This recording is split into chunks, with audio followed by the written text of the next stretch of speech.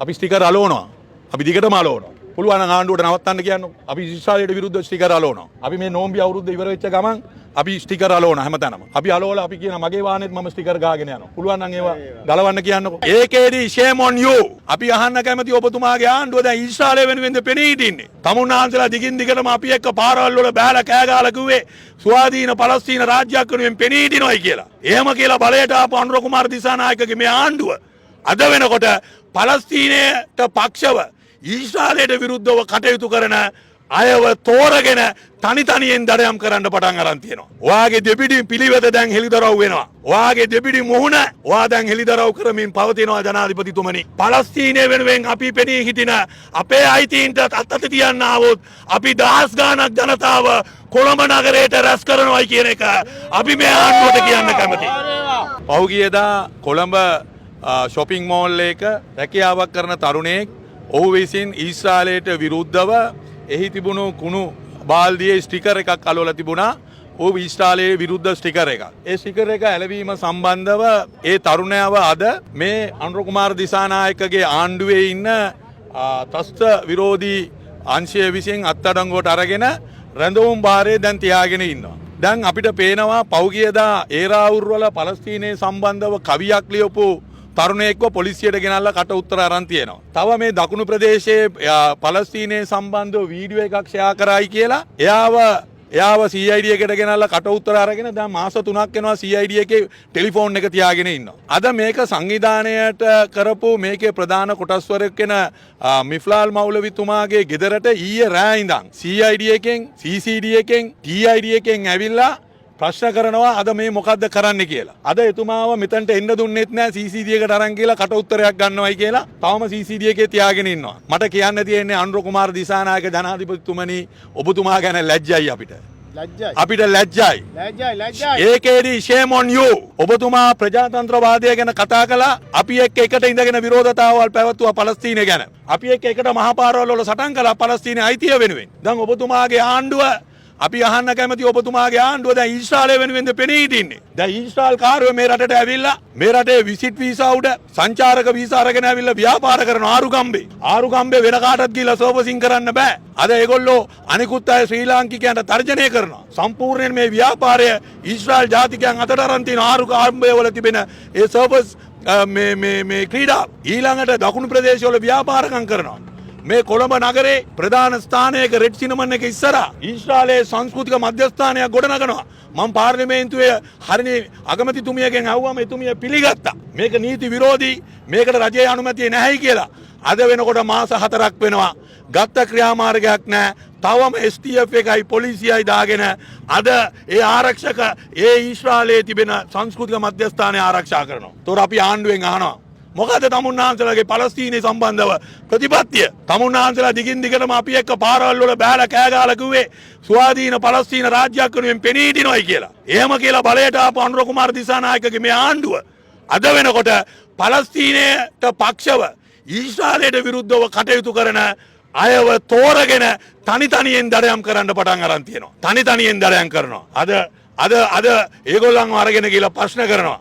අද ඒගොල්ලන්ව අරන් ගිහලා රැඳවුම් නියෝග ගහලා අද ඒගොල්ලන්ව රැඳවුම් නියෝග යටතේ තියාගෙන ප්‍රශ්න කරනවා. මොකද්ද හේතුව?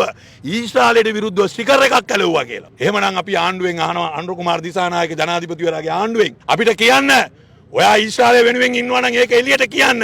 ඔව් දැන් අපි ඉන්නේ ඇමරිකාවේ ඊශ්‍රායලෙත් එක්ක කියලා. ප්‍රශ්නේ ඉවරයි. අපි ආයෙ ඔයා ගැන කතා කරන්නේ නැහැ. ඔයාගේ දෙපිඩි පිළිවෙත දැන් හෙළිදරව් වෙනවා. ඔයාගේ දෙපිඩි මුහුණ ඔයා දැන් හෙළිදරව් කරමින් පවතිනවා ජනාධිපතිතුමනි.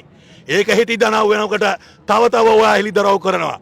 ප්‍රෙස් කොන්ෆරන්ස් එකට ආවම නලින්ද දැහැදිස් ඇමතුමා කියනවා නෑ අපි පලස්තීනය කියලා. පලස්තීනයේ තියෙනවා නම් බම්බුවකටද ඔයාගේ පොලිසිය පලස්තීන වෙනුවෙන් කටයුතු කරන තරුණයෝ අත්අඩංගුවට ගන්න. ඒ තරුණයන්ගේ ටෙලිෆෝන් ටික ගන්න. ඒ තරුණයන්ගේ ගෙවල් වට කරන්නේ. දැන් ඊයේ රෑ ඉඳන් මේක සංවිධානය කරපු ඒ මිෆ්ලාල් ඒ මෞලවිතුමාගේ ගෙදරට CID එක යනවා, TID එක යනවා, පොලිසිය යනවා, ප්‍රශ්න කරනවා, ගේ සර්ච් කරනවා, ගේ ඇතුලේ ස්ටිකර් තියනවාද කියලා බලනවා. මොකද මේ ආණ්ඩුවට තියෙන බය? ඊශ්‍රායලයට විරුද්ධව ස්ටිකර් එකක් කලවන එක මේ ලෝකයේ ජනතාව අද ඔක්කොම පාරට ඇවිල්ලා තියෙනවා. ඒ ඇවිල්ලා තියෙන ඊශ්‍රායලය කරන අමානුෂික මනුෂ්‍යත්වයට එරෙහිව කරන සංහාරය අද වෙනකොට අද වෙනකොට පලස්තීන ජාතිකයන් 50,000ක් මැරිලා. ඒකෙන් 20,000ක් දරුවෝ. ඒ වේදනාව දරා ගන්න බැරුව මේ රටේ මේ ලෝකේ ඉන්න මනුෂ්‍යත්වය වෙනුවෙන් පෙනී සිටින අය එක එක විදිහේ විරෝධතාවයන් ප්‍රකාශ කරනවා. ඒ තරුණයා කරේ Tamanගේ හිතේ තිබෙන ඒ වේදනාව ස්ටිකර් එකකින් ප්‍රදර්ශනය කිරීම. ඒක කොහොමද වරදක් වෙන්නේ? අපි අහනවා ජනාධිපතිතුමනි, ඔබතුමා ආරක්ෂක ඇමතිවරයා, ඔබතුමා මේකට උත්තර දෙන්න ඕනේ. මේකෙන් හැංගෙන්න බෑ, බේරිලා යන්න එපා. මේකට ඔබතුමාගේ ආණ්ඩුව පුලපුලා කියනවා පලස්තීනේ කියලා. ඒ වෙනුවෙන් පෙනී හිටිනවා කියලා කියනවා. නමුත් ඔබතුමාගේ පොලිසිය පලස්තීනය වෙනුවෙන් කටයුතු කරන අයගේ ක්‍රියාකාරකම් නවත්තන්න, ඒවා මර්ධනය කරන්න දිගටම වැඩ කරගෙන යනවා. අපි එකක් ආණ්ඩුවට කියනවා. ආණ්ඩුව ඊශ්‍රායලෙත් එක්ක වැඩ කරනවා නම් වැඩ කරගෙන යන්න. ඒක ගැන අපිට ප්‍රශ්නයක් නැහැ. පලස්තීනය වෙනුවෙන් අපි පෙනී හිටින අපේ අයිතීන්ට අත තියන්න ආවොත් අපි දහස් ගාණක් ජනතාව කොළඹ නගරයට රැස් කරනවායි කියන එක අපි මේ ආණ්ඩුවට කියන්න කැමතියි. ඕගොල්ලෝ ඊශ්‍රායලෙත් එක්ක යන්න. ඊශ්‍රායලෙත් එක්ක කියලා බුදිය ගන්න. අපිට ඒකේ ගැටලුවක් නැහැ අනුර කුමාර දිසානායක. ඔයා දැන් ටක් පැනලා ඉන්නේ කියලා අපි දන්නවා. නමුත් ඔයා පලස්තීනයේ ජනතාවගේ අයිතිය වෙනුවෙන් පෙනී සිටින මේ රටේ ඉන්න ශ්‍රී ලාංකිකයන්ට අත තියන්න ඔබතුමා ඉස්සරහට ආවොත් අපි මේ කොළඹ නගරයට දහස් ගාණක් ජනතාව ගෙන්නලා අපේ විරෝධතාවය අපි ප්‍රකාශ කරනවා කියලා අපි ආණ්ඩුවට අද කියන්න කැමතියි. තරංගුවට ගැනීම කරේ ඉතින් ජනාධිපතිතුමා ආරක්ෂක ඇමති, ඊළඟට පොලිසිය භාර ඇමතිතුමා ඇවිල්ලා ජනාධිපතිතුමාගේ ළඟම හිටවතා. ඉතින් ඒ දෙන්න දන්නේ නැතුව අත්තරංගුවට ගන්න බෑනේ. මේ අවුරුදු 22 අහිංසක කොල්ලෙක්. ඩීප් ස්ටේට්ද මොන ස්ටේට්ද දැන් අපි නෙමෙයිනේ ආණ්ඩුව කරන්නේ. දැන් ආණ්ඩුව කරන්නේ මේ NPP එක. දැන් ඒගොල්ලෝ හොයන්න ඕනේ මේක ඩීප් ස්ටේට්ද මොන ස්ටේට්ද කියලා ඒගොල්ලෝ හොයාගත්තද? අපිට කියන්නේ වහාම මේ රටේ ප්‍රජාතන්ත්‍රවාදී අයිතිය ආරක්ෂා කරන්න. මේ රටේ ජනතාවට උද්ඝෝෂණය කරන්න තියෙන අයිතිය. අපේ විරෝධතාවයන් අපි එක එක විදියට අපි කරනවා. අපි ස්ටිකර් වලින් විරෝධතාවය කරනවා. අපි බැනර් වලින් විරෝධතාවය කරනවා. අපි එක එක දේවල් අපි විරෝධතාව වෙනුවෙන් පාවිච්චි කරනවා. මේ ඊශ්‍රායලයේ තිබෙන අමානුෂික ක්‍රියාවන් වලට එරෙහිව මුළු ලෝකෙම ජනතාව අද වෙනකොට පාරවල් වලට ඇවිල්ලා තියෙනවා. එතකොට ඇයි මේ පලස්තීනයට පක්ෂව ඉන්න ආණ්ඩුවක් කියමින් මේගොල්ලෝ පලස්තීනය වෙනුවෙන් පෙනී සිටින මේ ක්‍රියාකාරීන්ව මර්ධනය කරන්නේ? ඔව් ඒක ඔබතුමාලා අනිත් මේ කැබිනට් ඇමති මණ්ඩලයේදී ප්‍රකාශයේදී නලින්ද ජයතිස්ස ඇමතිතුමාගෙන් ඒක අහන්න. ඕගොල්ලෝ පලස්තීනයේද ඊශ්‍රායලයේද කියලා ඒක දැනගන්න ඒගොල්ලන්ගෙන් අහලා. ඔව් දැන් දවස් කීයක් තිස්සේ මේ තරුණයා අද වෙනකොට දවස් 5ක් තිස්සේ රඳවගෙන ඉන්නවා. මේ TID එකේ ත්‍රස්ත විරෝධී මේ කොට්ටාශේ. ඒක මම දන්නේ නැහැ, දින 90කට ගහලත් දන්නේ නැහැ. තෝම තාම දන්නේ නැහැ. නමුත් දැනට දවස් 5ක් රඳවගෙන ඉන්නවා මේ ස්ටිකර් එකක් අලුවට. මොකද්ද මේ මොකද්ද ප්‍රශ්නේ? ඊශ්‍රායලයට විරුද්ධව මේ රටේ අපිට ස්ටිකර් එකක් ගහන්න බැරිද? මොකද්ද ඒකේ තියෙන ගැටලුව? මොකද්ද මේ තියෙන මේ ආණ්ඩුවට තියෙන අමාරුව? ඊශ්‍රායලයට විරුද්ධව ස්ටිකර් එකක් ගවුවම ජුලි චාන්තා තරහ වෙනවද? අපි අහන්න කැමති අනුර කුමාර දිසානායක ජනාධිපතිවරයාගෙන්. ජුලි චාන්තා තරහ වෙනවද? ඇයි මේ තරම් බය වෙන්නේ? ඒව කියන්න බෑ, අපි බලමු. ඒ හින්දාද අපි පැහැදිලිව අපි මේකෙදි දැඩි ස්ථාවරයක ඉන්නවා. අපි ස්ටිකර් අලවනවා. අපි දිගටම අලවනවා. පුළුවන් නම් ආණ්ඩුවට නවත්තන්න කියන්නකො. අපි ඊශ්‍රායලයට විරුද්ධව ස්ටිකර් අලවනවා. අපි කියනවා අපි අලවනවා ස්ටිකර්.